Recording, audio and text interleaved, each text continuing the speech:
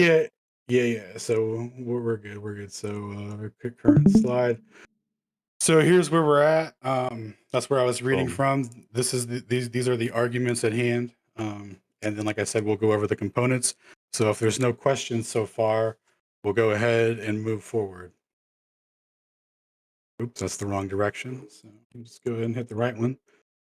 All right, so we'll go ahead and read special relativity's postulates right from the source. Um, so we'll start from right here. Examples of this short together with unsuccessful attempts to discover any motion relative of Earth relative to the light medium suggest the phenomenon of electrodynamics as well electrodynamics as of mechanics possesses no properties corresponding to the idea of absolute rest. They suggest rather that has already been shown to the first order of small quantities, the same laws of electrodynamics and optics will be valid in all reference frames for which the equations of mechanics hold good. We will raise the conjecture the purport for which will hereafter be called the principle of relativity. To uh, to the status of the postulate and to introduce another postulate, which is only apparently uh, irreconcilable with the former, namely that light is always propagated in empty space with a definite velocity of c and is independent of the state of motion emitting from a body. These two postulates suffice in it suffice for the attainment of the simple and consistent theory of electrodynamics of moving bodies in accordance with Maxwell's theory for stationary bodies. The the introduction of the luminiferous ether will be superfluous in so much here as that there will be required no absolute reference frame with there will be no preferred privileged reference frame, right? So that's basically what he's saying here. So these are the postulates directly from the guy. So here's a brief summary on what we just read. In the analogy presented by Einstein, so by the way, he derived these postulates right from the motions of a moving magnet over a conductor and vice versa. And in that observation where one generates an electric field and one generates a Lorentz force, a repulsion force, he concluded that based on that, all reference frames are invariant. So it doesn't matter where your reference frame is, there's going to be a reaction. And that's kind of the basis for how he came to this conclusion, right? So, and then he's basing the speed of light off of the misinterpretation of the Michelson-Morley experiment.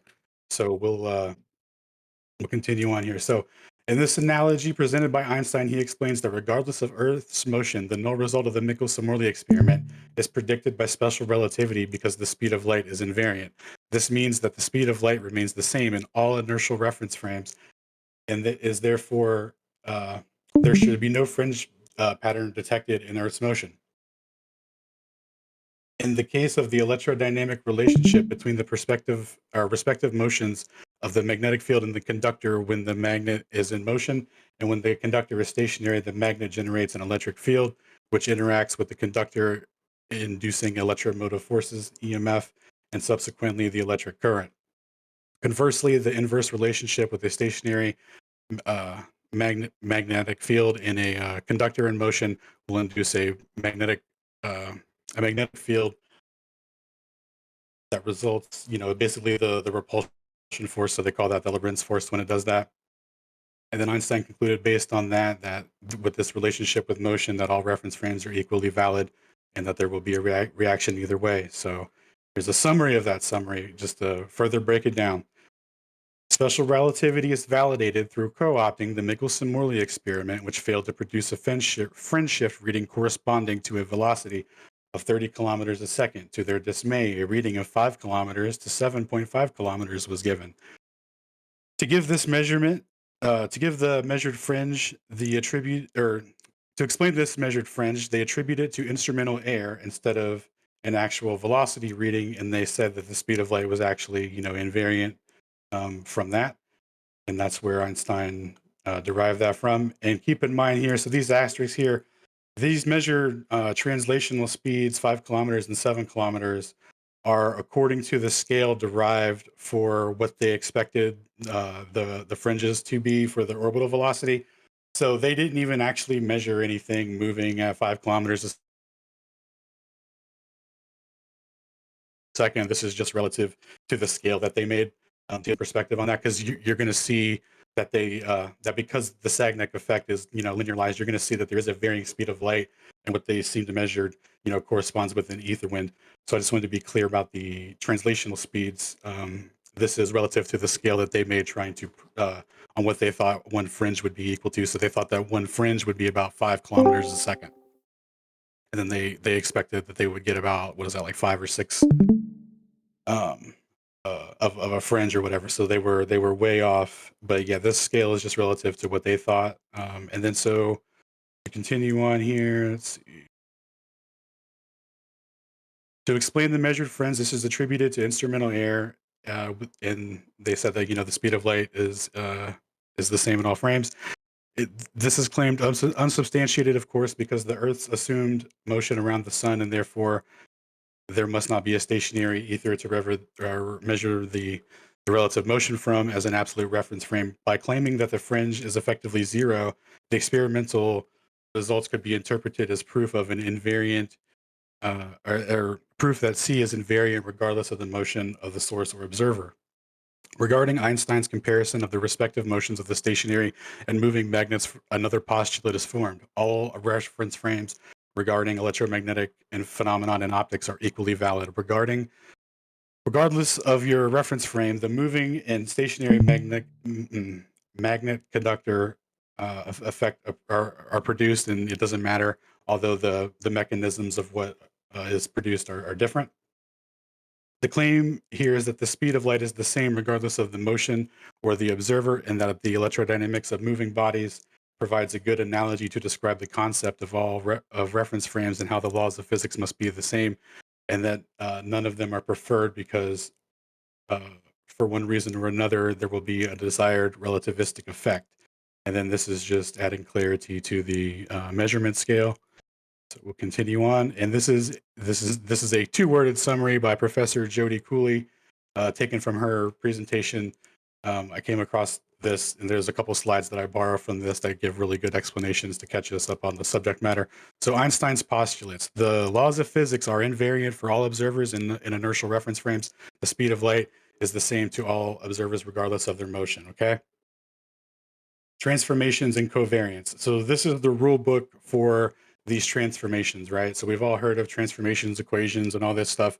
This gets into the specifics of the rules for them. So we're going to learn about that. So transformations and covariance, rules for coordinate system and transformations. So this is taken from Wikipedia. This is just a brief overview to get your foot in the door. I highly recommend, obviously looking at actual papers about the theory of covariance and all this stuff. But these were actually pretty good summaries. So um, go ahead and read them off and get everyone familiarized with the basic rules here and how they apply, so we can start to see the issue with what Wang is going to bring to the table here. So Einstein's theory of special. Oh, sorry. Does anyone have any questions so far? Are we all clear on the postulates and how Einstein derived them? Make everything make sense so far? Yes, sir. All right. Polish day. Einstein. Yeah. Einstein's theory of special relativity, like Newtonian mechanics. Let's see. However, because special relativity postulates that the speed of light in free space is invariant, the transformation between inertial frames is the Lorentz transformation, not for the Galilean transformation, which is used in Newtonian mechanics. Not super relevant here. Uh, the invariance of the speed of light may seem counterintuitive. It leads to things such as time dilation, length contraction, and relativity of simultaneity, which have been extensively experimentally verified. If you think these things have been highly extensively verified, I highly recommend you look at my presentation called or titled "How Math Became Reality" and familiarize with all the so-called solid proofs of these things. Oh, sorry, got ahead of myself. So Lorentz covariance. In relativistic physics, Lorentz symmetry or Lorentz invariance, named after the Dutch physicist Hendrik Lorentz, is the equivalence of observation or observational symmetry due to special relativity implying that the laws of physics stay the same for all observers that are moving with respect to one another in an inertial frame. It is fuck. Sorry. It is also described uh, as a feature of nature that says experimental results are independent of the orientation or the boost velocity of the labor through free space. So Lorentz covariance. So it has two meanings here, and the one that we're interested in is an equation is said to be Lorentz covariant if it can be written in terms of covariant quantities. Confusingly, some use the term invariant here. The key property of this equation is that whatever is being transferred holds true in the new coordinate system that it's being transferred to, and if it doesn't, then basically the whole structure collapses. So if you're going to take a law of physics or whatever, these things have to be coordinate transferred. What is it? Invariant, right? These have to be invariant transformations on the transformation. So we're going to see how all this is applying here. So thanks again to Professor Jody Cooley. So consequences for Lorentz transformations, the quantity or what does it mean for a quantity or law to be invariant? The quantity or law remains unchanged when after undergoing a transformation to a different coordinate system. So non-invariant quantities. So these would be things that are like normal axis, like an x-axis or some relative speed, and then transferring that to another coordinate system. That would be a non-invariant transfer. So you could transfer something for that, and there would be a loss there.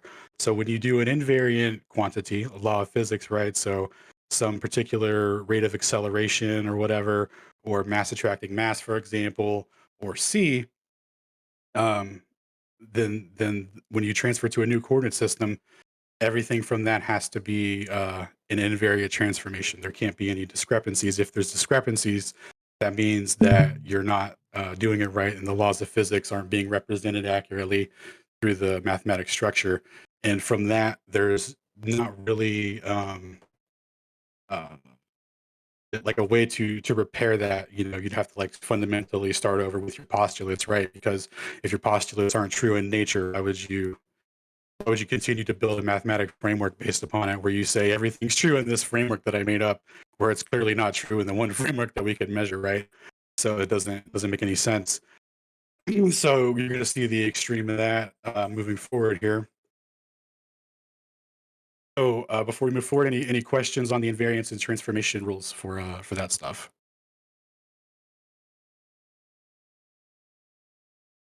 Okay, cool.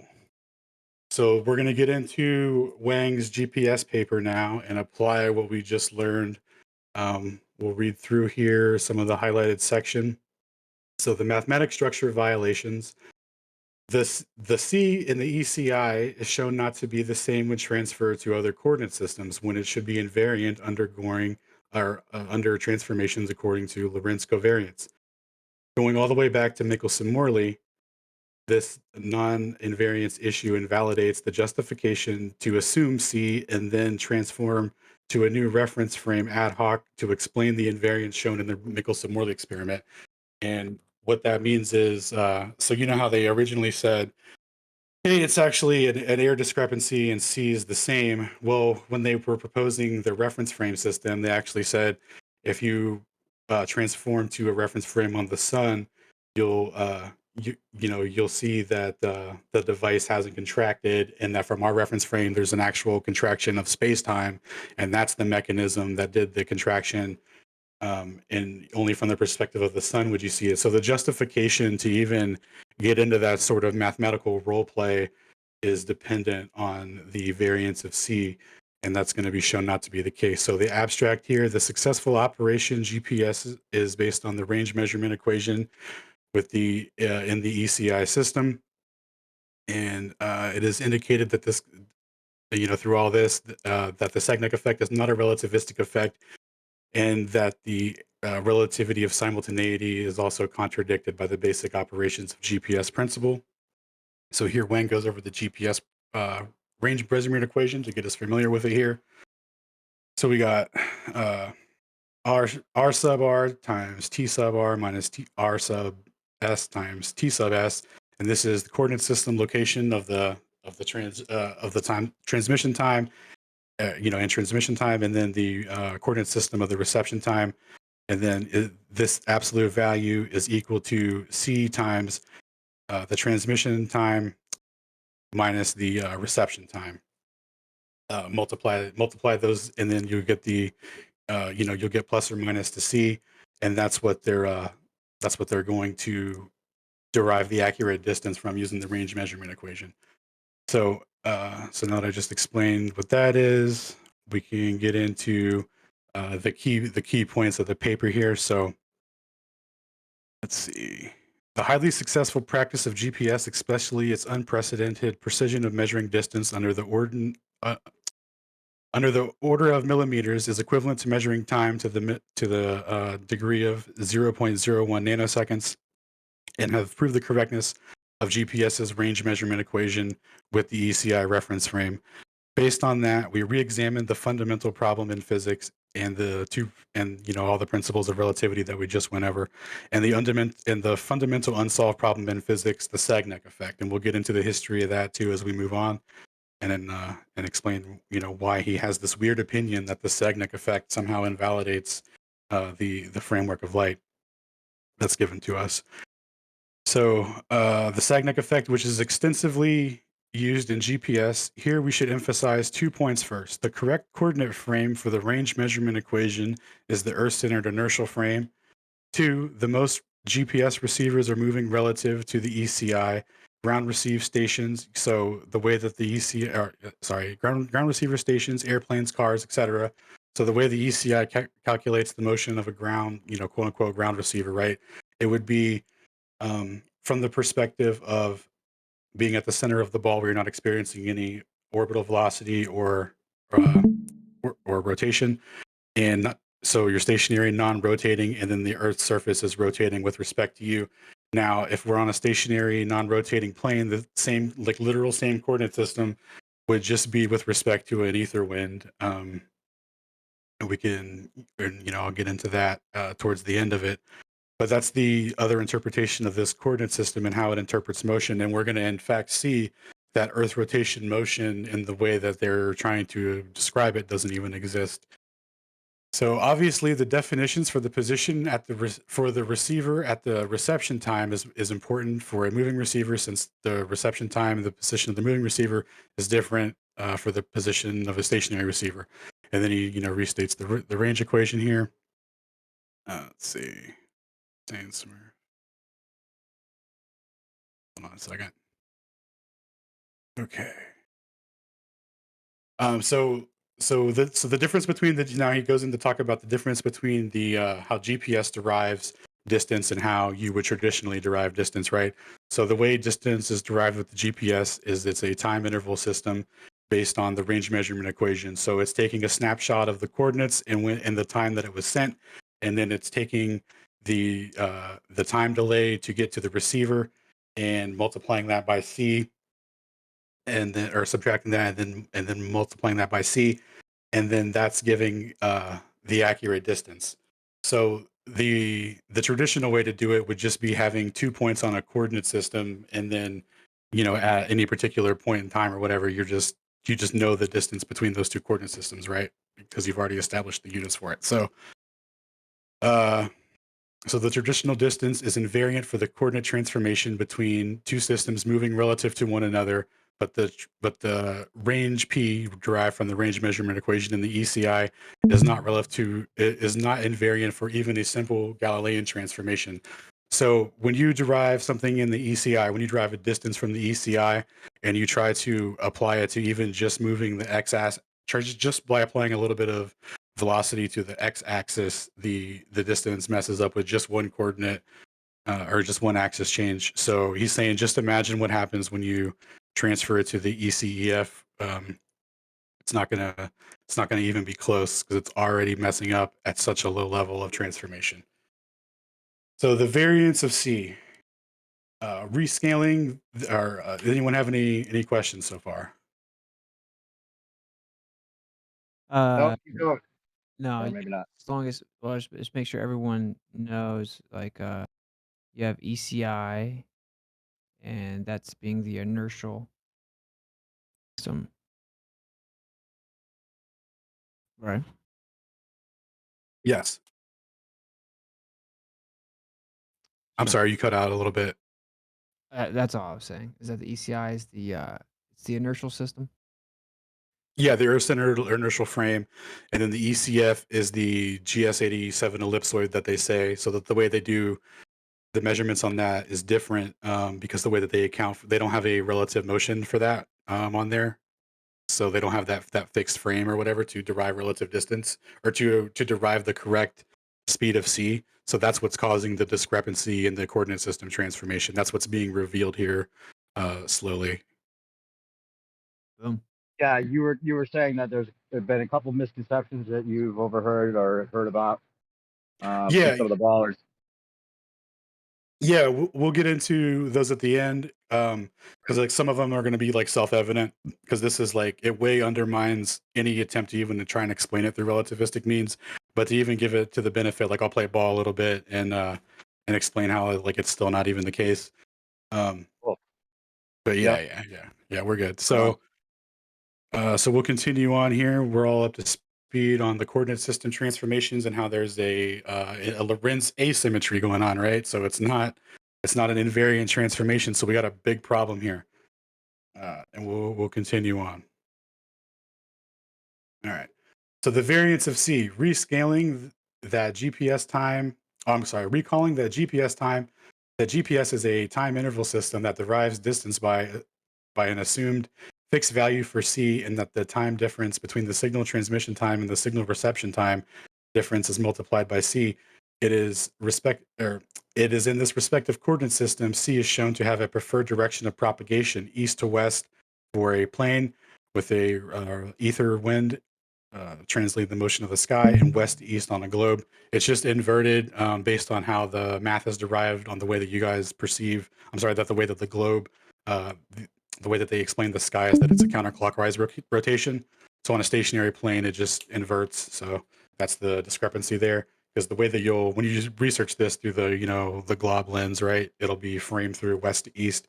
But it's yeah, that's the thing that we figured out with geos, and I was asking too as well as far as like the movement of the sun. Does that correlate with the movement of the ether wind? And then you figured out that yeah, it was actually the reverse interpretation that we usually get with a lot of these things. Also, yep. just to make a note that it sounds and another thing that I've discussed with you is that it's reifying that there's a speed of light by saying C and all this. But just for anyone listening, that this is actually the propagation of light through the medium of the ether that we're talking about in general. But they have to use C as a way of explaining it. Yeah, well, there seems to be like a relative like close enough value, right? But when they get real specific with it, and they actually try and do transformations with it, it's not the same C that they're telling everyone. Like they're talking about a different C. You know what I'm saying? Right. Yeah, that's interesting. The Yeah. rate of induction. Right. Exactly. Yeah. Yeah. So yeah, and what they're showing here with the range measurement equation in the ECI, when you actually measure the relative motion of it, there's there's a varying speed, and it's showing a preferred direction of propagation. So this will go into play with the description of the ether wind, and then it's just going to be interpreted relative to a stationary non-rotating plane. So we'll continue An on. absolute, an absolute reference. Yeah, a preferred one, if you will, right? Because we're getting the correct derivation of C to derive distance in this reference frame. So it's a preferred one, right? Like I mean, it's real bad for a relativist enthusiast. This effect is attributed to the Sagnac effect, which is said to be the equivalent of the signal receiver rotating away from the transmitted signal, which is causing the variance in the speed. So we'll see what Wang has to say about the range measurement equation and how this all works. Some people think that the range measurement equation is based on the constancy of the speed of light on the surface. This may appear to be true. The speed of light is the only velocity term that appears within the equation. Expressions such as c minus v and c plus v, which are often seen and discussions of special relativity in classical physics do not exist in this equation. Therefore, some people would conclude that if this equation is correct, that special relativity is correct. If this equation has been proved to a high degree of accuracy, special relativity has been proved to a high degree of accuracy. For example, it has been concluded that special relativity has been confirmed to a very tiny number here. But we but we do not judge things for their appearance. We must try to grasp their essence. If we analyze the implications of the range measurement equation carefully, we will find that contrary to what its appearance tells us, that what some people think about the correctness of GPS's range measurement equation actually leads to the incorrectness of the principle of the constancy of the speed of light, and furthermore, the principle of relativity. And then continuing on here. This may seem unexpected, but it is quite understandable if we compare it with sonar systems. Recall that in underwater navigation, sonar uses the same range measurement equation in a reference frame based on the water to calculate the distance traveled by sound, sound, even though the sound receiver is moving relative to the water. The difference there is that the speed of sound a that they use the speed of sound A in the equation instead of using the speed of light in a vacuum. However, no one would emphasize the constancy of the speed of sound, and contrarily, everyone thinks that the speed of sound is dependent on the motion of the sound receiver. So, same exact equation using a different wave medium derives the correct distance. It reveals that there's a relevant speed to the thing that's propagating, right? Dude, everyone up to speed? Dun, dun. Do any ballers want to explain this part to me? I can't make this make sense from your paradigm.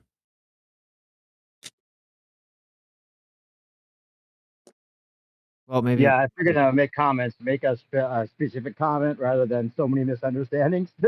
Well, no, So, dude, yeah, it will let this serve as like the ultimate, guide, so to speak, on it, because it's been done several times and people get different renditions of it, et cetera, et cetera. So like let this serve as the solid one where everything's laid out, all the context. Because some of the stuff I kind of didn't realize the gap barrier on the transformation stuff. Like I thought that people that were knew about that stuff, knew the rules and everything to it. So I didn't realize how to specify or how to break this down and make it digestible. So yeah, there's a lot of rules to these things, and they're not following them, and then they're just pretending that they are and telling you and acting like you don't know what you're talking about when you question it. Is basically yeah, where we're at so far. that's all we've gotten so far. Keep going. And to the Globers, to give them credit, like this isn't your guys' fault. Like you guys all think that you guys got it pegged and stuff. It's crazy, man. It's real unfortunate. Like we all wanted to believe in this stuff too, and it's real unfortunate what they've done. So this is just a Nope. reiter. Sorry, go I ahead. was gonna say, 'cause somebody said the baller respond. I was gonna respond to at the end, No, okay. but based on that request, based on what you just said, also, it's quite funny that this guy Wang, um, he says a lot of incorrect things, and you guys aren't really catching it. But he just said that everyone agrees that there's no consistency to speed of sound, and um, based on a moving object. But a moving object doesn't change the speed of sound. I don't know why you said that. Oh, so you didn't address my question about how they're using a different value and just switching out the variables with the same equation? No, I'm responding to this thing where it says, however, nobody would emphasize the consistency of the speed of sound. Contrarily, everyone thinks the speed of sound is dependent on the motion of the sound receiver. But that's not true. Wait, so we are just ignoring the part where you guys put in a different variable in the same equation? I'm not ignoring anything. Like I said, there's a lot of stuff to respond to. I was going to wait to the end. I'm specifically responding to this part right now, since that's the last thing that he said. Literally, and Hi guys. it just isn't true. Can you Alright, explain well, exactly why it's not true now they're not and gonna what exactly your interpretation is of what was said? Yeah, he's not that's not what he's saying though, right? However, no one would emphasize the speed of sound or that the speed of sound has, I guess, constancy, and contrarily, everyone thinks that the speed of sound is dependent on the motion of the sound receiver. Is it Isn't that just not? the wave? Is it not Doesn't the dependent? wavelength Doesn't changes? doesn't the so how they're using the range measurement equation though for sonar? Wouldn't it be dependent on the motion of the receiver through water? I think in So the same way, the speed is not changing. It's just the wavelength in that case. sure, okay. So Oh, wait, you said continue. he's got a lot of things wrong, and then So you wait, is the pointed out distance one over that was time like not changing? even. I don't know. Yeah, Is the we distance can go over the whole covered thing. over the I'm time changing? Yeah, No, let's just go through Speed. it. I think the that's yeah, speed doesn't yeah. change because Yeah. Let's continue on, and then we'll stick to the end. Then it's good that you have input for the end. I was getting a little worried that no one was going to have anything to say. All right. Wait, what are you So guys watching? well, just pay attention, you'll find out. all right.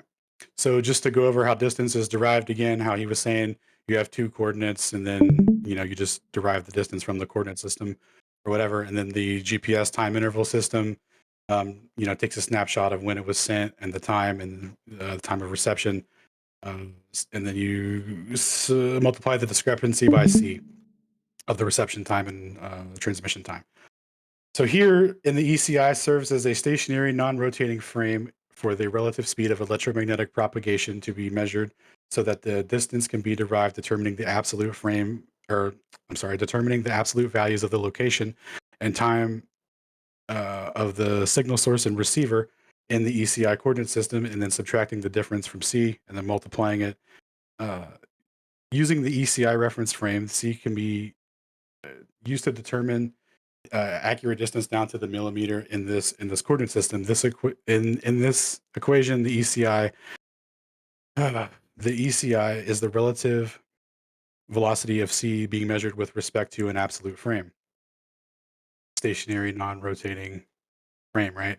So if all reference frames were equally true as per the postulates of special relativity, then the distance derived from the range measurement equation in the ECI being proportional to the invariant speed of light would be invariant when transferred to another coordinate system that uses C as invariant. However, it is shown that when transferring to another coordinate system, the distance must be again corrected, this time within the confines of relativistic effects such as time dilation, length contraction, etc., which is begging the question after the postulates aren't even true from the reference frame in which they were derived in. The accuracy of GPS is dependent on the absolute reference frame to measure the relative speed of electromagnetic propagation, or to measure the speed of electromagnetic propagation against. The preferred reference frame, stationary non-rotating frame, is the reference frame to which all other reference frames is derived from. That might not be true. Said that wrong. That's not entirely accurate. The invariance of that's not what I meant. The invariance of C shows that there is an absolute background that sets the speed propagation for light, and is shown that and through this there is shown to be a preferred direction west east, and that's for your guys' through your guys' counterclockwise paradigm. So again, just coordinate systems. So if you wanted to determine the distance, um, traditionally you would just say we're here at C2, this, and then this tile here is at F6, and the distance between them is 1, 2, 3, 4 tiles, right? And then GPS is saying we'll take a snapshot of the time here, and we'll calculate the propagation, and then you got it here. The propagation is C. You got it here, and then we'll subtract the difference and multiply it and figure out the distance in between here. So that's the difference in the coordinate systems. Long way of doing it. You guys preferred this method of explanation, let me know so I can make it faster next time. So the Sagnac effect. So this is where Wang gets into the Sagnac effect and a little bit of the history of it. So, for example, the Michelson-Gale experiment examined the effect of the rotation of Earth instead of the rotation of the disk, and the Sagnac around the world experiment recorded the signal arrives at atomic clocks instead of interferometers. So this was in reference to Heffel and Keating, their atomic clocks also went out of sync in variant or corresponding to a preferred direction. Right, the east to west propagation was the worst for them, or what? Well, west to east from your guys's standpoint, that had the most variance in the clocks. So that's what he's relating to it there. Let's see. The Sagnac effect has been applied to many systems ranging in size from a few centimeters in fiber optic gyroscopes to global positioning systems. Especially, uh, especially, there will be a positioning error of about 30 meters in GPS if the Sagnac effect caused by Earth's rotation is not considered correctly. Although nobody understands the existence and importance of the Sagnac effect, the interpretation of the Sagnac effect is still a very controversial topic, and there are more than a dozen ways to interpret the Sagnac effect. As mentioned above, it is stated that the Sagnac effect is an unsolved fundamental problem in physics. Here, we would show that the Sagnac effect could fully be interpreted through the range measurement equation. So this angular momentum derivation provided by GPS, provided by general relativity through Paul Levine's metric is going to shown to be not necessary here because he's going to derive it he's going to derive the Sagnac effect from the equation itself. Already calculates it. And then he's gonna also show the linearization of the effect, and then he's going to use that linearization to calculate the circular effect, and then he's actually going to show that the circular effect is actually just calculating for the length, and it's been a ruse the whole time, boys. All right, so continuing on here. And just real quick before you move on from that slide, just in case there's anybody listening that was just hearing what you said, it's you misspoke on it says you said although nobody instead of although everybody understands, but it's Mhm. everybody understands just to let you know, just to make sure there's no. Everybody understands the Sagnac effect, but the interpretation is Oh, controversial. oh, It doesn't. Oh, Um, yeah. Oh, yeah. Okay, sorry, I did. Okay, yeah. Although everybody Just understands the existence and the importance of the Sagnac effect, the interpretation of the effect is still a very controversial topic, and it has more than a dozen ways to interpret it. So, yeah, in my research, I came across quite a few ways to explain it, but none of them uh, are sufficient insofar as the again, if the postulates of the theory of the framework aren't even true, like why would you then proceed to say, but then if the length contracts and no, sorry.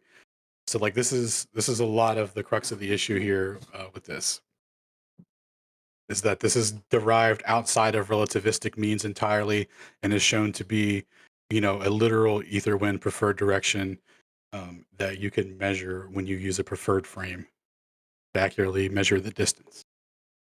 So Sagnac effect derived from the range measurement equation, no relativistic effects here. Interpretation of the Sagnac effect with the range measurement equation, and then he just kind of goes over the math.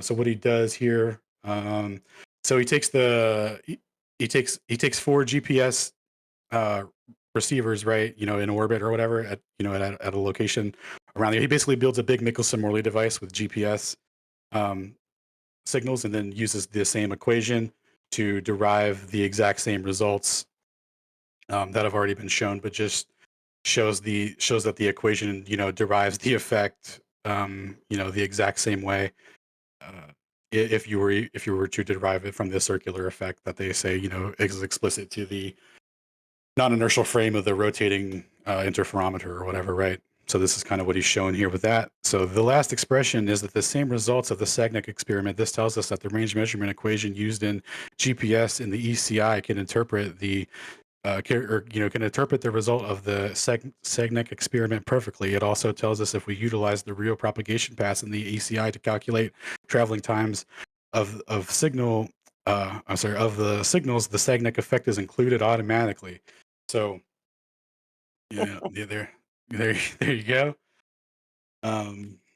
So here I'm gonna switch to audio real quick. We're gonna listen to Ron Hatch, the guy who owns 27 patents in GPS, was called in to fix the relativistic corrections that weren't working, and he actually makes some comments on Wang's work and has some input on circular and linear division of what Wang did, and I think he puts it in a very easy to understand way, so it'll be super helpful. So let me change things here. Oops. Let's see.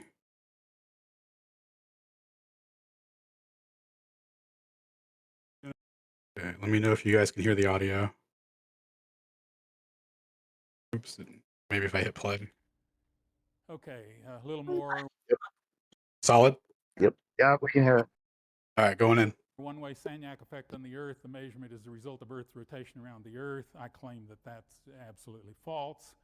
Wang has done some experiments with conveyor belts and shown that their circular equation right there is really equivalent to the length and can be put in terms of the length. Well, on one-way path, you'd expect it to be half as big. The GPS experts claim, there's this triangle that it follows, and they put it in the same form for a one-way because of Earth's rotation. But again, if you work it out, it turns out it's just VL over C squared. And when you put it in terms of where the satellite and receiver are, it works out to be exactly the same as that VX distance along the equator. And so there's clock biases that have to be accounted for in GPS to remove the Sagnac effect. Everybody asks why there isn't one for orbits. Well, there isn't one for orbits because they're all affected by the same amount, and you just adjust your clocks. The clocks have been adjusted and are automatically kept that way from the argument we've already given. A little bit more proof of that is GPS has to include all receiver motion in the effect, rotational and not just not whether it's just rotational or not. And that's the ICD document that claims that that's the case. So again, it's not a rotation, it's a fact that the receiver and source are moving. Which incidentally, I came across a paper a long time ago, I haven't checked on it recently, when they tried to compute precise orbits with radar of the planets. They did not get the right values, and they tried it with and without Einstein's theories, and it didn't work either way very well. I claim that they're not taking into account this flattening effect and the speed of light changes as a function of direction here. The length contraction is different in different directions. And the length contraction is different in different directions, boys. So are we all up to speed on the linearization and how the circular equation is equivalent to just the being the distance? So Yep. it's a linear effect. So to get into one of the ways that special relativity tries to say that this is a relativistic effect is that it's that it's not a red flag for relativity is that the Sagnac device is a non-inertial reference frame, and that because it's rotating, the laws of relativity don't apply to it, blah blah blah. So they have wiggle room, so to speak, for that.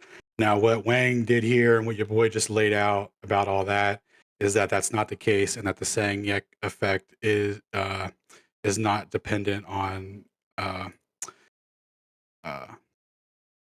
rotation.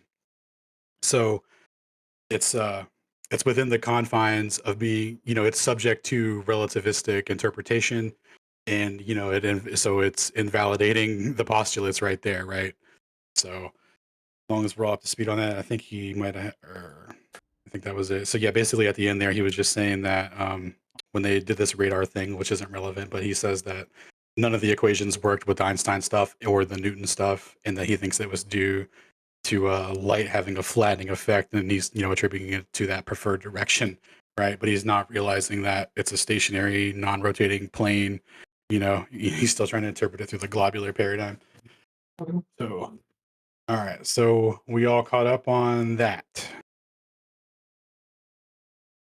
Yes, sir. Don't forget to switch back to window sharing if you're going to go back to presentation without sound. Oh, thank you, sir. Thank you. Give me 1 second. Change windows, full screen, and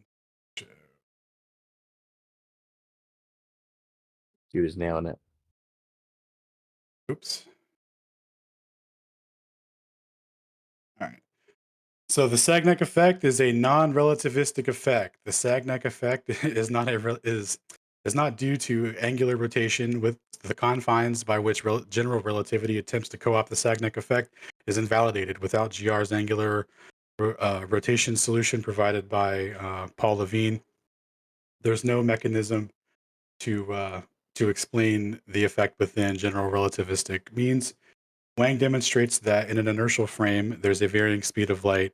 This is a violation of special relativity's postulates, rendering the framework untenable and unable to answer the Sagnac effect without ignoring the fact that C objectively varies in a preferred reference frame. This means that the Michelson-Morley experiment was not a null result or due to experimental error. The velocity scale in which they applied the friendship patterns to was just off. Michelson-Gale and Sagnac are essentially the same exact experiments as Michelson-Morley. If the Michelson-Gale and Michelson, if Michelson-Gale and Michelson, a tale of two Michelsons, right? If Michelson-Gale and Sagnac detected a fringe corresponding to a sidereal rotation, then Michelson-Morley must also be a valid detection. The only difference here is that the scale invoked to interpret the results for the orbital velocity.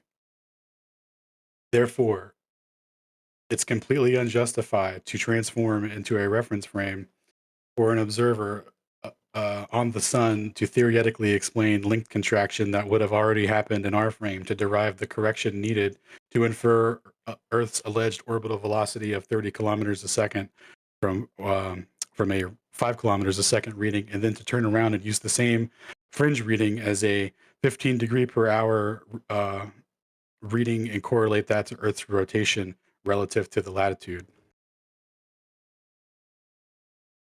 Any questions before we move on to relative simultaneity versus global simultaneity?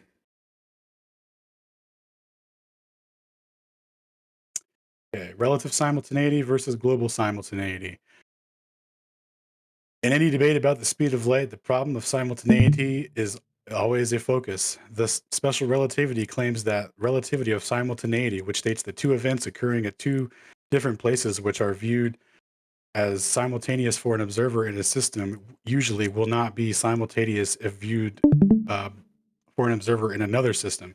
And Wang is being generous here by saying usually, it's never. This is the postulates of special relativity, so it wouldn't be.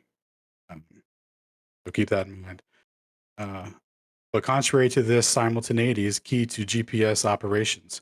GPS is a timing ranging system. It does not directly measure the distance between two places where two events, i.e. signal transmitting and signal receiving occurs. It measures the difference between the difference of the two instances when these two events happen, and then the distance is calculated using the range measurement equation. GPS, especially its space segment and control segment, make a huge effort to establish and maintain GPS system time, or simply GPS time, in a scope where GPS is applied roughly of a scope with a diameter of 50,000 kilometers or bigger. If one is using GPS, one is using GPS time. And therefore the concept of simultaneity of GPS, two events that happen at two different places, and then he gives a coordinate system for one event, and he gives a coordinate system for another event, an X, Y, Z, T axis there. And the events are simultaneous if T sub 1 equals T sub 2. So if the time that these events occurred is the same, then then they happen at the same event or whatever, then they're simultaneously.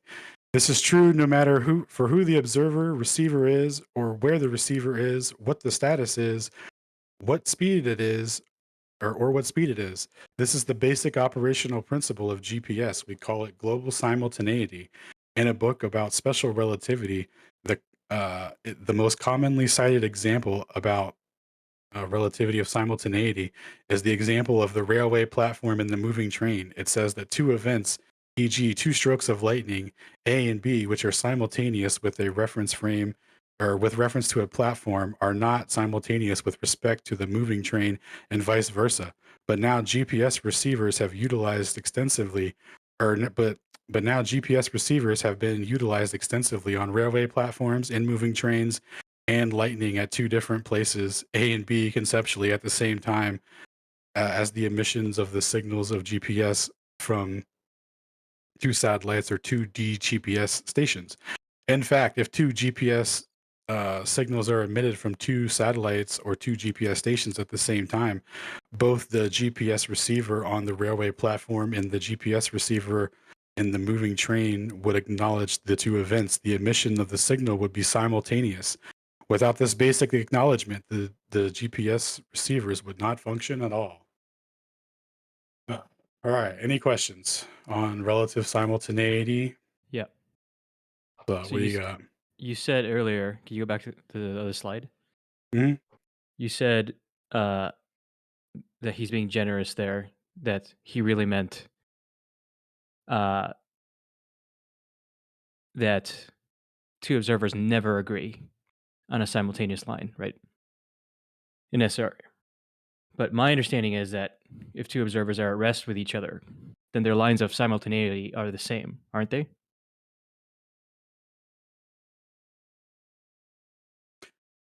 Yeah, I think you're right. Okay. That makes sense. So yeah, okay. My interpretation of that was wrong then. So yeah, thank you for correcting that. What did you say again? The two stationary receivers would you're saying two stationary receivers would see a simultaneous event at the same time, I mean, and that wouldn't be a violation. yeah, like two observers that are at rest to respect to each other would always agree on simultaneity. Yeah, that seems kind of common sense. Okay. I don't know. Was it just like a was it just like Yeah, my apologies. misreading that? Yeah, I was applying it to the reference frames, I guess. Really, That's kind of is like it? what I was bringing up with what Brenner was saying about the whole thing about the movement compared to that stationary. But I don't know if you worked that into this presentation at all. Remember that? Yeah, you'll have to refresh me. We did touch on that. It was a Yeah. good point. Okay. All right. So we're cleared up on that. And we'll go to the speed of light relative to, I'm sorry, the speed of light relative to the speed of light relative to what? And the varying speed of light used in the Michelson scale to mathematically derive the results to interpret the fringe shift pattern, the implication of an absolute reference frame to measure the relative velocities here. And then so from the Michelson-Gale paper, the theory of the effect of the rotation of Earth or the velocity of light is derived from a fixed ether hypothesis, and this is just showing that, further stating that they're inferring the fringe shift pattern through a varying speed of light to which they're measuring, the relative velocity against an absolute reference frame. So this is the early GPS calculation, essentially, right? So this is how they're doing it, and then they're attributing that to Earth rotation. So we'll get, which we'll get into towards the end here. So we're almost done, boys. I think. Let me double check here. So we're at 19. We got a couple more. I see you did work in the Brenner a little bit in the last slide with what's the speed of light relative to what, right? Yeah, because that's a really good question. That's what the OGs were pointing out for Sagnac and Michelson Gale. They were like, with respect to what though? But it was just kind of at that. They were pointing towards their higher understanding of the mathematics. Like I didn't get what they were picking. I didn't pick up what they were laying down at the time until learning more about that stuff. Cool. But yeah, that's absolutely right. So with respect to what, right? And this is the ether frame, right? So go back to presentation here.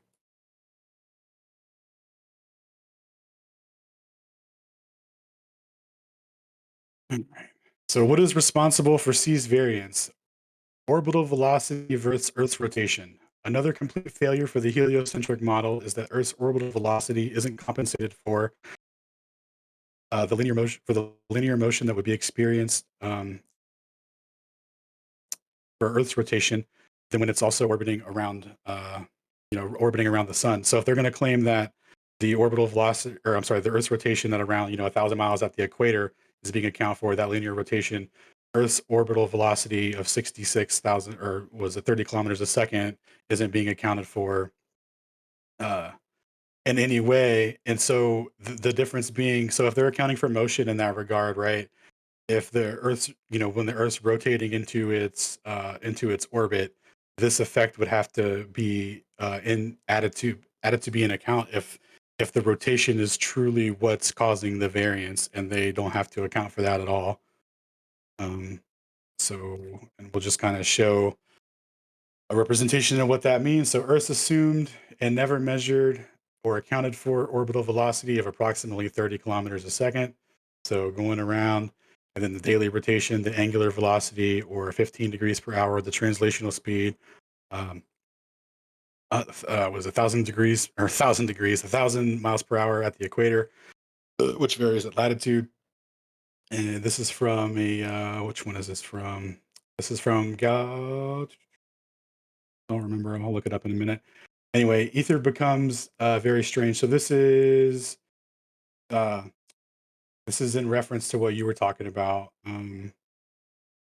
Dave, with the with respect to what, right?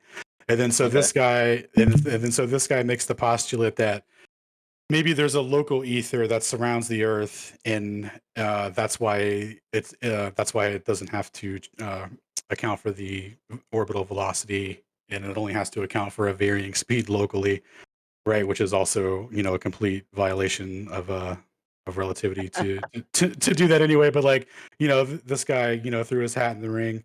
So anyway, it says furthermore, while a further examination shows that the displacement of the receiver due to Earth's orbital motion around the sun or whatever is not or whatever is not corrected, it is noted that the orbital motion has a linear speed 100 times that of Earth's rotation. The GPS accuracy of about 15 meters or better in positioning, thus the precision of GPS would be downgraded significantly if the corrections due to Earth's rotation were not considered. On the other hand, the high precision of GPS would be entirely impossible if the omitted correction due to Earth's orbital motion was really necessary. So, Earth's orbital velocity has never been inferred. Michelson-Morley was just showing the same thing that they've always shown, that there's a varying speed, but they didn't get enough to match their interpretation for their scale that they had set up for Friendshift. And then GPS specifically doesn't account for the presupposed orbital velocity of Earth around the sun. The orbital motion is a linear speed 100 times that of Earth's orbital rotation, and would have to be accounted for in addition to the daily rotation. The Sagnac effect is revealed in GPS's range measurement equation as an effect to ether wind with respect to a stationary non-rotating Earth. And then there's a couple citations for where all this was derived from. And then That's awesome. yeah, and then so as we close out here, we have the moving and stationary receiver, the range measurement equation, and the moving receiver. The speed of light is dependent on the translational motion of the receiver. Most GPS receivers are two moving. Some of them are in circular motion. Some of the receivers in ground stations and the receivers are fixed to the Earth, but still rotating. And some of them are in translational motion on missiles, airplanes, and cars, etc. Right? So let us suppose that we have a stationary source and two receivers, one stationary, one moving translationary. So two receivers, one stationary, one moving, and same for the receivers. And then there's a distance of L. Then we will have two receivers at the signal emitted at T0, where the source corresponding, blah blah blah, range measurement equation, all that, right? So what they find out here is, contrary to the appearance of the range measurement equation, the speed of the receiver V does not appear explicitly in the receiver, and it is implied from the definition of the position of the receiver and the position of the receiver at the reception time. Compared with the position of the stationary receiver at reception time, the position of the moving receiver at reception time is different. It is different, and the difference is proportional to the speed of the moving receiver. So the only varying difference they've ever measured is with respect to an ether wind, and when the guy that's stationary, he gets when the signal is emitted, the guy that's stationary gets the information before the guy that's moving, even though technically they're both experiencing linear motion, and there should be no difference in relativity there. Yeah, that's the crux of the biscuit. Go back to that real quick and reiterate, because that's what. Yeah, That's what really. so this really reiterates that when you're at rest in this coordinate system, you're truly at rest with respect to whatever is causing the electromagnetic propagation to have a preferred direction. Otherwise, there So would be no difference in the receiving of the signal. the actual preferred direction, and then that's just and what I explained earlier about the east to west. So that's the end of the presentation, boys. Thank you for holding your comments, questions, and concerns. I'm very much appreciated. I'm very happy to answer any questions. Let's get over. So whenever you guys are ready here. You might want to keep your presentation up just in case people want to go back to certain points, and you could like refer to it with what you. Okay. Yeah, good That call. was awesome. Though. I see you added a bunch. That's the last time I saw it. Yeah, I really wanted to drive home the importance of the coordinate system and the transformations because the entire framework is undermined to such a degree that it's like irreconcilable, right? Like there's there's really no explanation to be given. Like, I mean, I'll like hear you out, for funsies. I'm not gonna be a dick or anything, but it's so fundamentally bankrupt, like what they've done here. And this doesn't even get into the other thing, Shane, that I was talking about earlier. But this one, dude, what it drives home the points. Like you took a really in-depth, detailed presentation with historical facts and scientific history, and you condensed it into like a series of points that's like, here's how they violate the tenets from the postulates of relativity. It's right here in the framework. Here's how the preferred directional speed of light, with whatever the mechanism is a violation of that in of itself. Here's how they account for it. The system actually depends on it. And here's how the preferred coordinate system for the Earth-centered inertial frame is always the preferred frame. If you're at rest with respect to anything, you always get it first. That also is a violation of the current understanding in the framework of physics and the speed of light. So, really well done, dude. And Thank you, just to notice, is what we're dealing with here is Wang is still trying to postulate that we're somehow moving around the sun. So any ballers that might have some objections to this, we could probably expect some of the same like caveats that they may bring up because he's got contradictions within his own work. And, so if you're going to just criticize Wang, that's not necessarily like our opinion that he's 100% correct about everything because he's obviously in denial to some degree himself. But his contradictions are apparent. Maybe if you want to just speak on that a little bit. Can I ask about that speed of light, the variant and invariant speed of light, and how the variant speed of light was shown? So the varying speed of light is shown in every interferometry experiment ever. It's shown in all electromagnetic wave propagation, even down to like even tiny what did he say? Gyroscope or ring laser gyros that are centimeters or whatever in length. So it happens everywhere. And then when they transfer that information derived from that to a new coordinate system, the whatever they derive isn't shown to be an invariant transformation, meaning that that the laws of physics aren't being transferred in accordance with the mathematical structure of the framework of which they're doing this whole role play with. So yeah, sorry, go ahead. The speed of light is distance over time, isn't it? Mm-hmm. So if you have a rotating reference frame like the Earth, then it would move distance over time. So a ring laser gyro, SAGNAC, all that sort of stuff would show that anything that's moving with the beam, with the rotation of the reference frame, would take longer because the distance has increased for light to travel. Whereas if it's moving in the other direction, it would be shorter.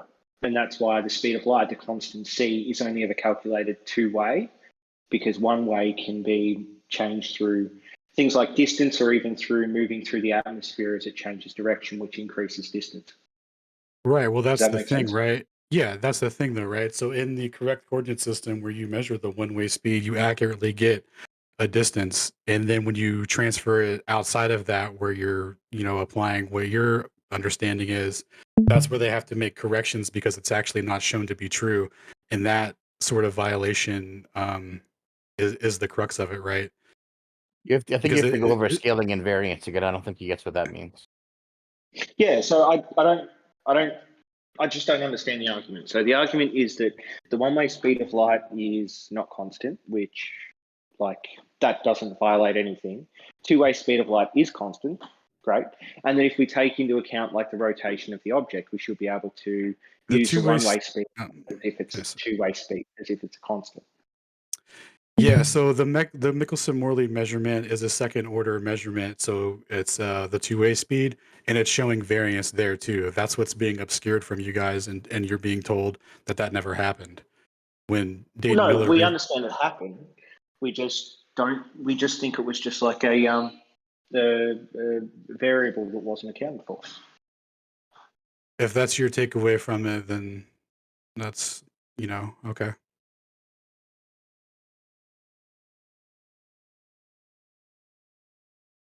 So, did anyone else have any questions or clarifications or anything like that?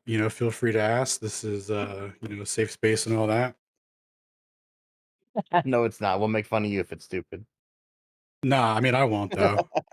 This shit's hard to learn, bro. Like, it's intimidating. It's easy. And I want to interest people in looking at it for themselves, and then rather than trying to dismiss it from what they think they already understand about it. Because then like once you have the prerequisite information to start understanding like the rule book of these transformations and all that, it just becomes so obvious. Like it's not even in question that that there's a varying speed, preferred direction, and all that. Like he linearized the effect, my dude. Like angular rotation and distance varying is not the causation here.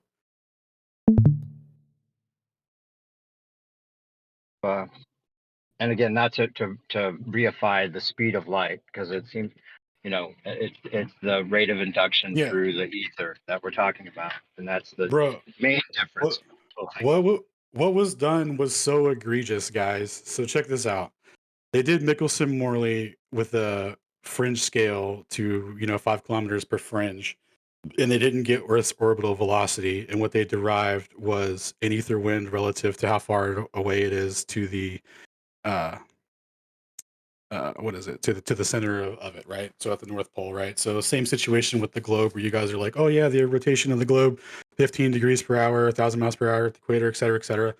All these effects, Coriolis corresponding, translation motion, all that stuff, all that would be the exact same, right? The only difference here would be that the varying speed of light in electromagnetic propagation would be shown through this with respect to a stationary non-rotating frame. And like, wouldn't you know it, that's exactly what's revealed. And then so all other coordinate systems subsequent this one are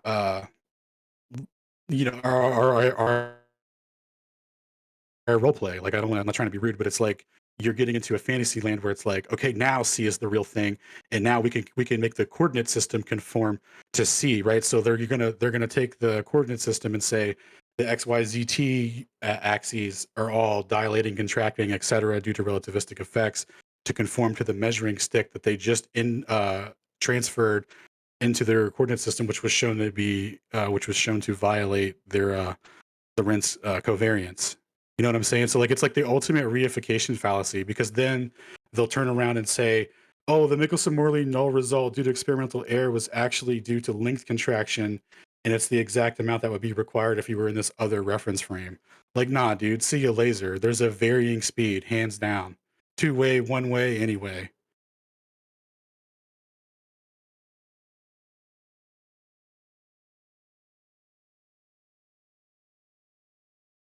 Oh yeah, so sorry. So to continue off of that, dog. So a couple years later, they just redid the Michelson-Morley experiment without applying the same scale to the fringe shift pattern, and they derived an effects corresponding to Earth's sidereal rotation, and that's what Dayton Miller measured again.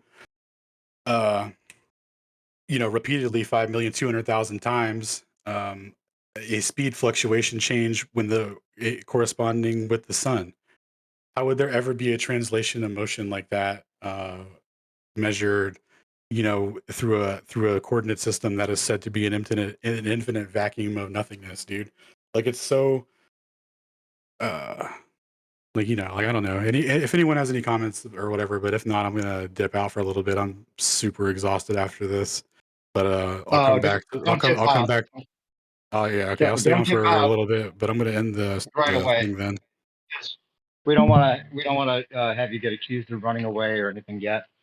Okay, make sure that sure.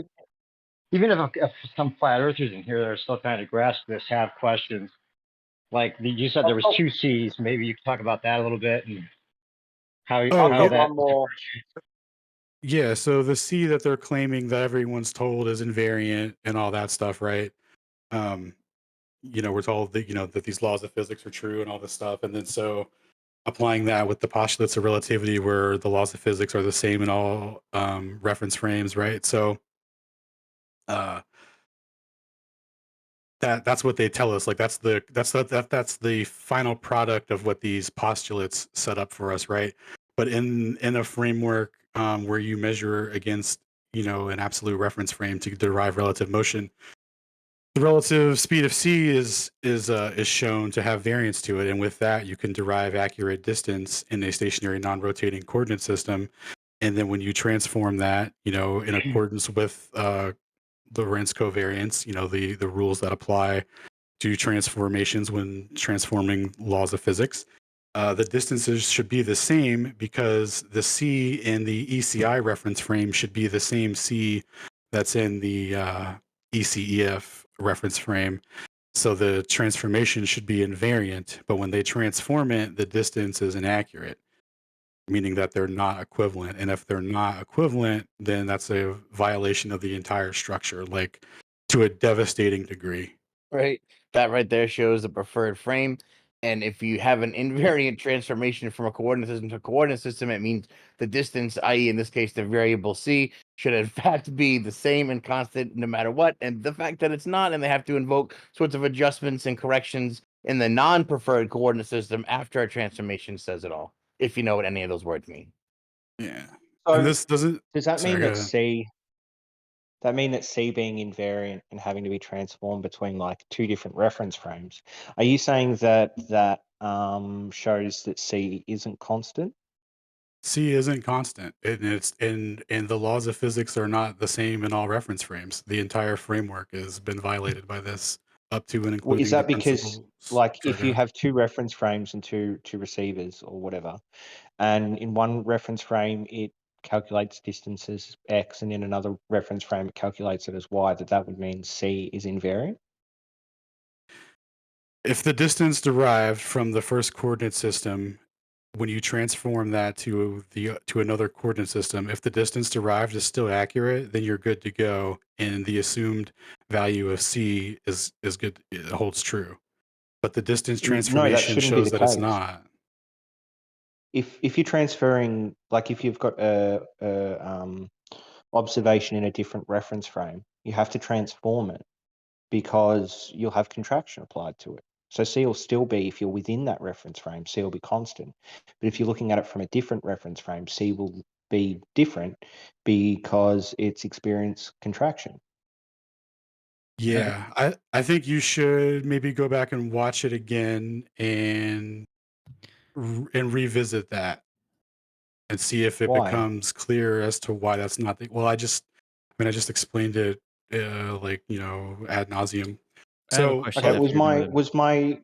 was my summation wrong? That, like, if you're in one reference frame, you're looking at C in a different reference frame, the and C in the other proposal reference frame to should tr- be a the different, like, the speed proposal because to it's so another reference frame?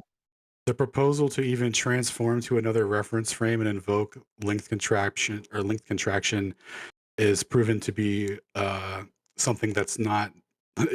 You're doing that into a framework that's shown to be not true in nature already. So it What doesn't. framework isn't So true in nature already?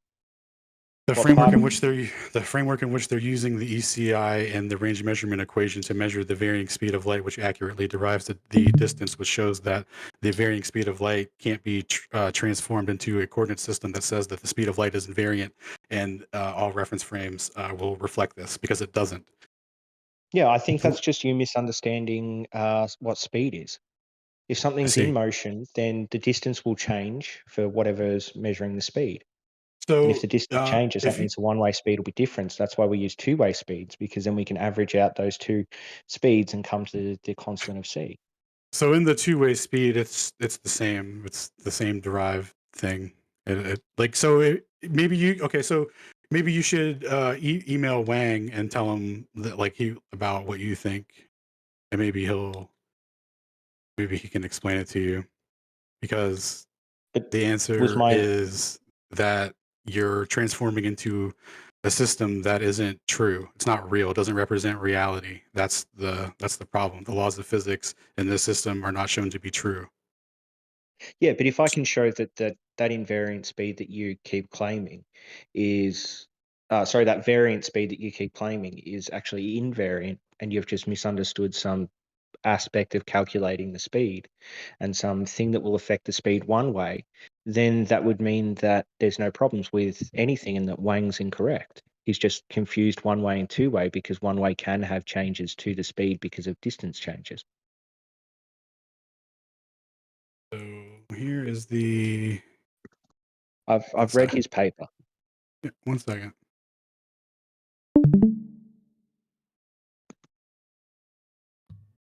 One second.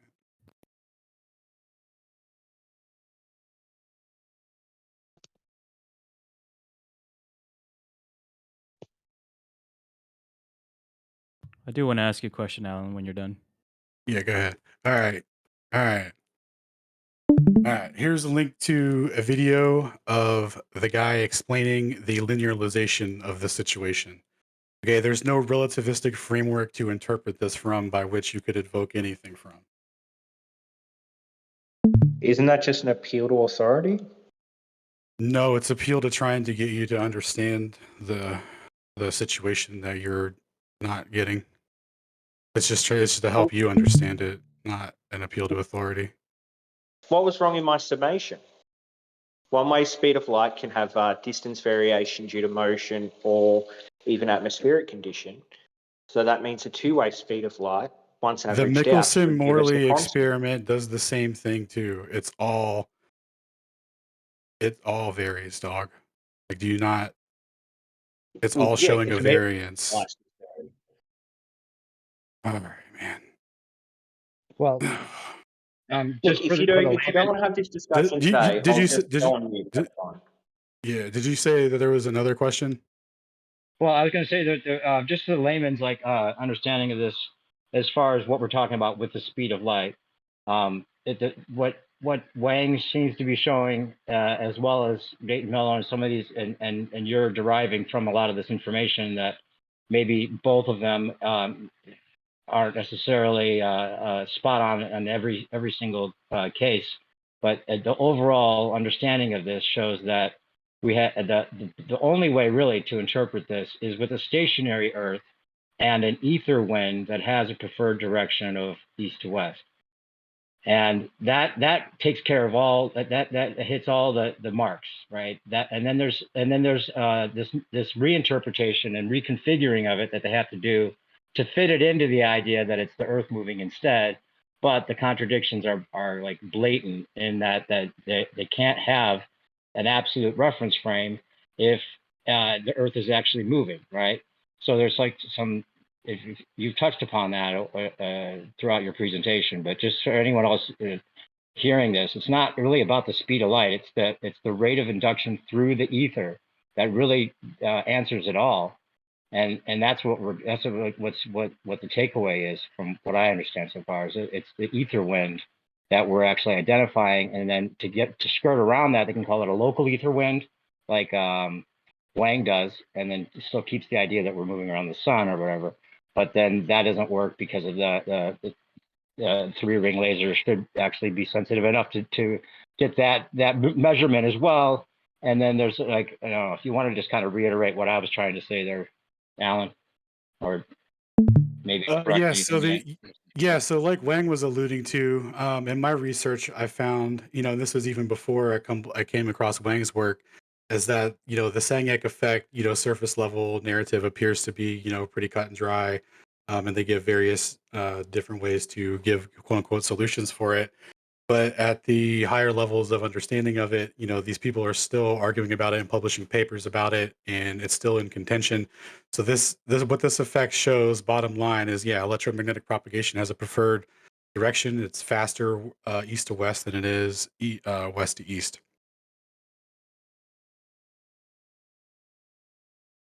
Yeah, and that would only be possible if it's a stationary Earth. Yeah, with and the ether wind going east to west. It doesn't work with a moving Earth.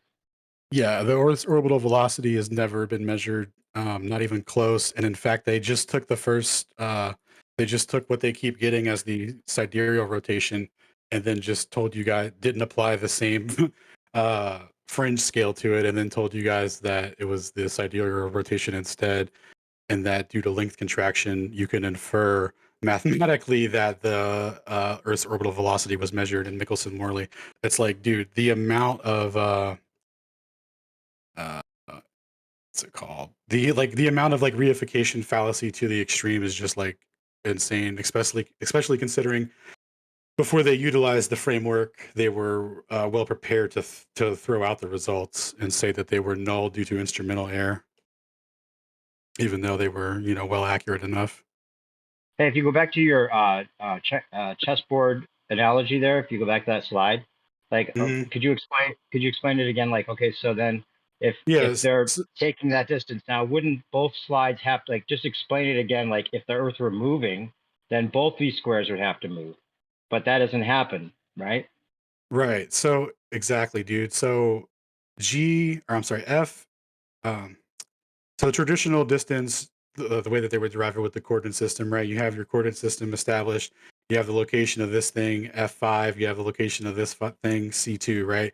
And the distance between them is, what X amount of units of measurement relative to the coordinate system, right? So it's 4 tiles of measurement away in distance, right? So how the way GPS works is it takes a snapshot of the time that an electromagnetic wave signal is sent, and then the time in which it takes for that signal to be received, and then the difference in that is multiplied by C, and an accurate distance down to the millimeter is derived in a stationary non-rotating frame, which allows for the for the accurate distance to be, for the accurate speed of light to be measured. And then so when they transfer that out of that coordinate system to any other coordinate system that uses C, the distance should still be the same in the new coordinate system, but it's not. And the reason it's not is because there's C is truly variant. It's not invariant.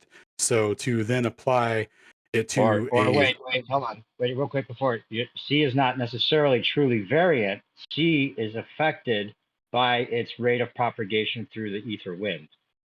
Right, exactly like dude in the video I said was saying. So what Dogs is trying to do is reify that there's a consistency to the speed of light, which, if you use the equations and you use all of the conditions that that they derive that equation or that conclusion with, then you can reify that all day.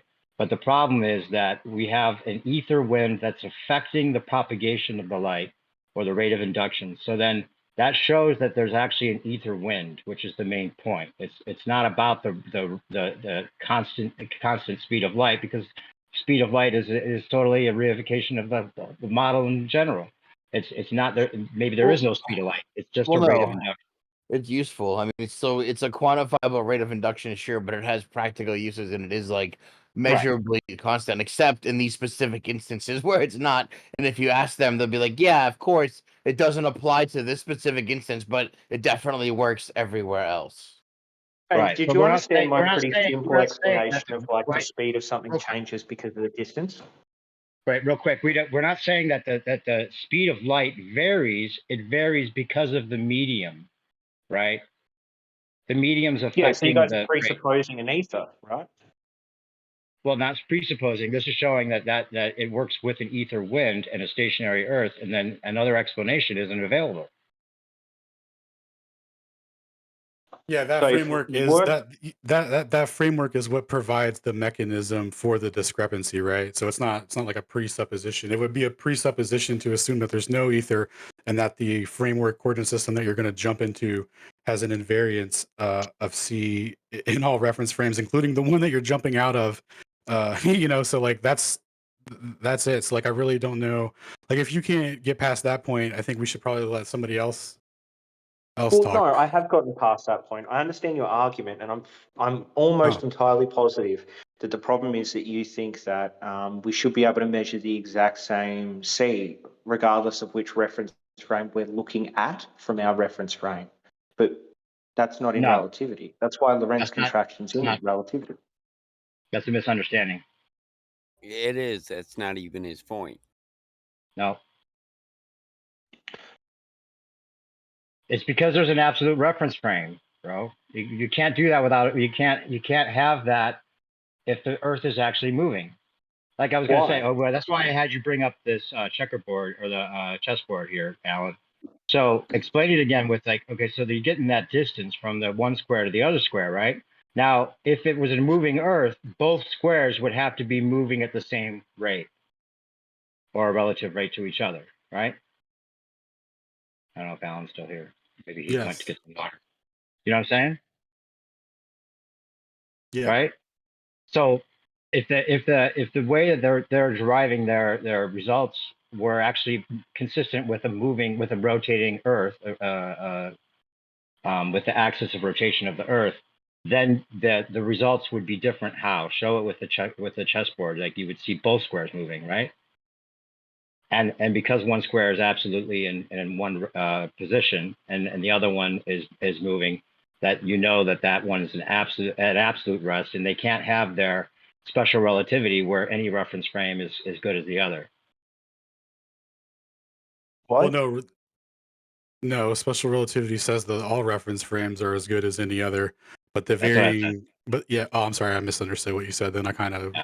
zoned out a That's what I little bit. meant. I was looking for water. So yeah. Other than that, yeah. Yeah. So the fact that square C2 would be the absolute reference frame, which is stationary. That's the point that you're getting to, is that doesn't move, right? And it would move, given that the equations you're talking about and the way that they derive it, it would have to move if it was a rotating Earth. But because it doesn't move, we know that it's actually a stationary Earth for sure, and a moving ether wind. So what's the absolute reference frame you're talking about?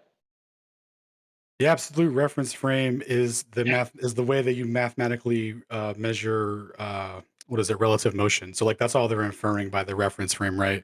They're saying that Yeah, if so you derive relative motion from this reference frame, but in the Einsteinian coordinate system and all that, to be everything derived in that from C should be an invariant transformation. So again, Okay, so according to Einstein, we shouldn't experience relativity in a absolute reference frame.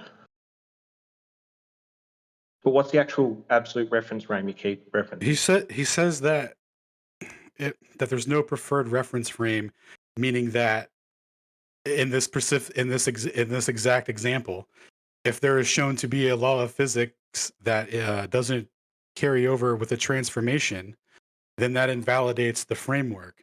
So lo and behold, the range measurement equation in the ECI show a actual varying speed of light that when accounted for derives distant accurately when you're relative to, or when you derive it for the one-way speed. Yeah, And so the known rotation of the will Earth you causes the stop, speed of light dog? to change and we account for it. Hey, dogs, let him finish. Please. He linearized it, bro. There's no rotational effect. It's linearized. Like, Okay, so why does a ring laser gyroscope measure motion in all coordinates except for the one that would be, to you, rotation of the Earth, 15 degrees an hour? But if you move it in any other direction or anywhere else in the Earth, it'll register that motion. But it's affected by motion in every way except for the ether wind. Just happens to specially do it to 15 degrees an hour. It makes no sense. It's believing in something magical when we already have an explanation that works. You don't understand that you don't have an explanation that works, and the ring laser gyro picks up motion when axially aligned with the axis of rotation. That's when it picks up the biggest French shift pattern. So when it's axially aligned with the rotation of the ether wind or the rotation of the globe in your guys' case, the results would be the same for an ether vortex in a translation of motion over a plane. Well, one, So you wouldn't be able to know that. But two, so the discrepancy problem shown. seems to be that Well, we would actually, because GPS has the preferred recipient that's also in the coordinate system, according to you guys, actually moving, and it's shown that he's not. So it's actually not that. So that's actually not the case. So the preferred recipient and the preferred reference frame is just a reference frame that the receiver's in, right? Yes, it's a mathematical invalidation of the mathematical framework that you're invoking to say that things like contraction due to angular momentum or space-time curvature are invalidated by. And so the non-preferred reference frame in the case of GPS would be the GPS satellites, right? Yeah, but who gives a shit about another reference frame if the other ones are invalidated and your postulates are contingent on a lie? Are they invalidated simply because we call Earth a preferred reference frame? No, they're invalidated because they're shown to be a preferred coordinate system and it that measures an accurate speed of light when you derive the distance from it using the range measurement equation. It's not a relativistic effect. That's not an angular momentum effect. Okay, so what's the absolute reference frame in this? I think you're looking for. I don't think you understand. I don't. What is your what, man?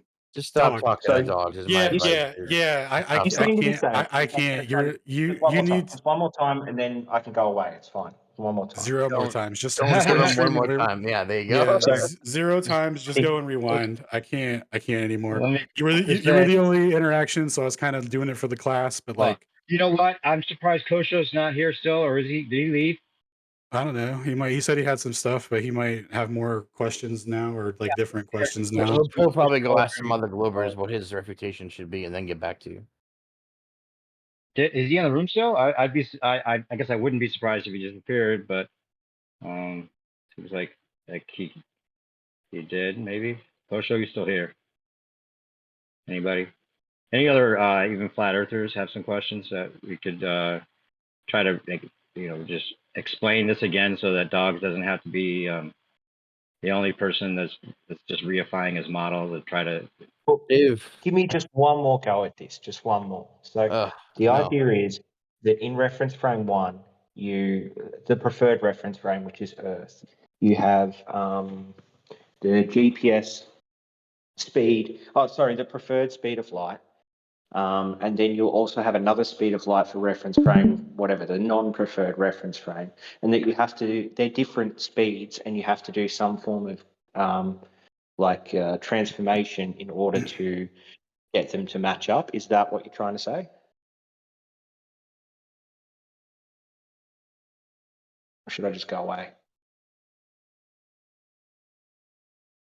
No, I don't. Alan, you want to try to? Can you restate your question again? I have him muted, man. Like, if Oh, okay. if it's the same thing again, like, I don't care. And if it's a slightly different one, I'm Like, just you going to know. explain why Alan's a fucking idiot then. He's you an can idiot because figure he it doesn't out or seem to whatever, understand that or we have try the and two steal me. reference frames, For one we just homeworks, try arbitrarily and call steal me on what you preferred, the other think one we call my non-preferred, response and then we would have to be. use the Lorentz contraction, which is Hold on, absolutely everybody. in line Wait, with real quick. relativity in order to match up those two Hey, speeds of C Al, from the different hold on. reference frames. But the I'm speed of gonna C is talk actually over- I'm gonna talk over invariable. I thought you said you were gonna politely go away. He's Louise, No, dude. he's just gonna say that that we chased him off because we couldn't handle done. his questions. He's done.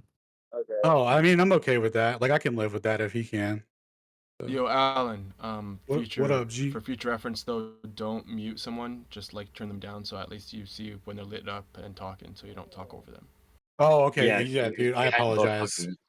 He I he apologize. laughed with, I'm just gonna say why Alan's a fucking idiot then, and then blah blah blah. Start going off because you. Oh, So, I'm sorry. Yeah, I apologize. Good call. Yeah, my bad. I no thought you worries. were doing pretty well, Alan. Good for you. Thank you, sir. Thank you. Yeah, but what was he basically trying to do? He was just like he just didn't understand it. Could you just reiterate for us what he didn't understand, real quick? Dave, I think you got a pretty good idea. Why don't you take a shot at it? 'Cause I think you could probably give the presentation. Dog, you What were was he- low key taking lead on it. So he's just reifying the model, and not Yeah. he's looking Yeah. for an absolute reference frame and some terminology, or like he has some different definition to it, or like I don't know what he's looking for And the in first terms time of it. Like, he put contraction into it, so he's obviously buying into the whole length contraction thing too. As well, a- that would I falls thought under the he was just reification trying- of the model. Yeah, I Right. thought he was just trying to bring up points of contention with what you're saying. He was trying to attack what you're saying and not really addressing Well, what's being said. his whole point was that it differs depending on the framework, and that's the whole point of Lorentz contractions, which shows a shocking misunderstanding of the premise of the argument. But I mean, that's just dogs. They're looking for any which way to go. Nope, I don't have to listen to anything you just said, or believe it, Yeah. or worry about it, or even learn what you said. I win. Yeah. So what he said is we can still figure it out. I don't have to demonstrate it for you. Even though it hasn't been done, it could still happen. And this is That's why. that's what all high level academia is saying, basically, through the 12 I plus know. different iterations of how they Yeah. possibly derive the Sagnac effect. But It's like, every yeah. Glober has to say that you don't understand it now, and that's got to be their standing point. Oh, Otherwise I mean, they look silly and don't know what to say. yeah, I'm comfortable with that. I mean, there was a point when I didn't understand it, and I may, like that might have worked or whatever. But Yeah, I thought that was awfully basic too. He went to the basic bits. You or him or whoever you're getting it from, there's a misunderstanding here somewhere. yeah, maybe this guy whose whole career is based on Yeah. interferometry and GPS, maybe he forgot. You like, come on, boys. Like, I guess when you're Oh, low hanging fruit, you can only see what's hanging at your level, though. yo, that video you played, I've never seen before and was awesome. Awesome. Yeah, That's the guy, the Hatch guy who did the actually correction when they proclaim that relativity is like how GPS is. Like, right. actually, he had to fix it because it doesn't specifically. That's the guy, right? That's the guy. Yeah, and he Oh actually man. worked with Wang too. And then so check this out. So somebody in the comments was saying, oh my god, a plasma cosmologist, Rafflecopter. Like, I can't believe you would cite such a stupid person or whatever, right? Well, the reason people changed cosmologies, home dog, is because they realized that math has rules to it and that the rules are being violated. And in their highly specified technical fields where they deal with these so-called relativistic effects, they found that they're not attributable to the things that they're saying, and that there's some sort of cover up going on, and they're not really prepared to say, hey man, I think it's a stationary flat plane with rotating, or relative to a rotating ether or whatever. So they're like, yeah, maybe it's just plasma out there, boys. And they could take less heat, and they could just take less heat from that. So your boy Ron Hatch, look him up. 27 patents are held by him for GPS. Like, if anyone knows about the technology or how to derive the Sagnac effect and the mathematics involved, it would be that guy. And specifically when he shows that the linear effect is fully well able to derive the angular effect, the rotational effect. And I mean, that's the way he explained it is it's just a function of length, and there's a preferred direction that shows the variance. I mean, that's what more could you ask for? Oh my god, plasma cosmologist. Yeah, he became a plasma cosmologist because he realized the exact thing I'm trying to tell you guys, and you guys are saying, no, you don't understand, you're wrong. Hey, But I my mean, it's TV cool. is my I mean, it's cool. TV is He might be plasma. wrong, but doesn't seem like it. I You got a call that a plasma reference frame? TV. Now this is a reference. I'm wondering, Have a reference frame. Have Well, a new reference frame. Right? isn't there a guy? Yeah, there's an older guy who had a plasma moon theory. Maybe not the entire universe, but just the moon was plasma. There's a theory from antiquity about that. If you can find that, I can't remember the guy's name right now. All right, cool, man. So I think we wrapped it up here. And if anyone has any questions, comments, concerns, feel free to add me on Discord, highlight me. If you're going to highlight me and say something mean and derogatory, don't be surprised if I don't answer. But if you have legitimate questions and you would like some clarifications on something specific, feel free to hit me up. I'm happy to share what I've learned, and that goes for globe earth proponents too. If you want to learn the argument and better understand where it's coming from and elevate your understanding of it, feel free to hit me up. So thank you for your time. Yeah. I appreciate everyone going through that presentation. I know it was kind of lengthy there, and a Oh, little I bit, have to say, man, and maybe a little I can't redundant. believe it. No ballers. No, they all left the room again. So we had just the dogs with his reification stuff, and any other ballers at all have any other questions or comments or anything that objects to what he was saying. Nobody again. That was awesome, dude. Hey, Well Alan, I done. sent you a video Get ready. that was good. Get But ready Yeah. I for sent you your. a video on the plasma moon, so you know the guy and the scientist, and that's a good place to start. Sorry, Shane. Get Yeah, ready you're for good. your rendition on Glowbusters next, I guess. Yeah, absolutely. That was the dry run. So I just finished up. I finished it up today.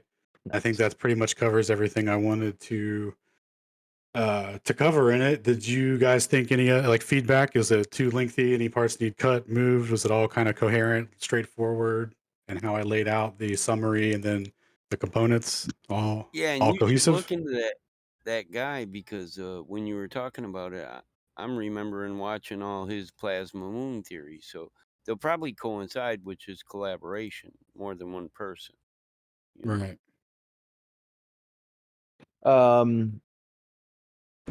You can read a little bit less of the stuff, right? I don't know. If you guys give it to people afterwards, maybe, and then you can have them read some of it themselves. Do you plan to present the PDF like the one that I have? I think is even old. 'Cause you keep editing it, but like Yeah, I So the noticed that new, you were reading it. You had like kind of like some of the things that you already knew in your head that you were adding in or not saying yeah, because because you've like gone through. yeah, personally, like when you'd read it like verbatim and then you'd have a thought, I was much more interested in your thoughts than you Yeah, reading the thing that I was reading. then the like you could verbatim thing. summarize. You could Yeah. summarize like, those 2 paragraphs into 3 sentences of your own, Yeah, and that still would have be it there. ideal. That would be ideal. So But But just well, you keep the text there. You could keep the text there and then put a little aside thing if you want, and then and like basically your summary that your 3 sentence summary that you could either choose to read or let them, you know, have the slide to look at later or something. Yeah. oh, okay, I see, I like see, I see. So when going over the postulates for special relativity, instead of like reading them verbatim from the PDF, just skip to the summary and then like tell it through that so it just knocks out an Yeah, entire slide. it doesn't leave ma- out a whole lot. m- And then at the bottom, like just a summary of the overall gist of each slide. Like at least do that. yeah, Okay. like the Yeah. actual note slide, like how you can write notes that aren't actually reading the slide, but the stuff on the slide backs up the stuff you're saying that you already pre-wrote. Sure, sure. I mean, just No, if we're no, no, if we're nitpicking. Sorry, Larry. no, But no. I no, want to. if you're looking for suggestions, that would be the only thing I'd say. Yeah. Yeah, I want to go, or I want it to be, quick and cohesive and stuff. But I also realized that it's a lot to go over, so I wasn't sure how to close the gap. Was it just to like add more stuff and read it slow and then talk about it, or was it just to summarize and breeze through? Um, so yeah, no, I appreciate the feedback. And Larry, you said you had a question, bud. What'd you want, or what was your question?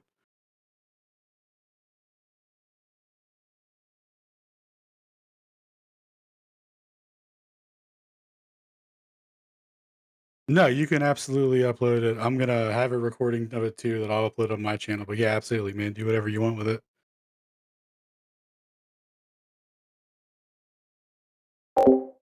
Oh no, you're straight, And dude. That's I cool. appreciate it. Just for like, everyone. throw his YouTube space audits and throw his like Telegram in there, and then I'm pretty sure it's anything goes, just like Wixit says, right?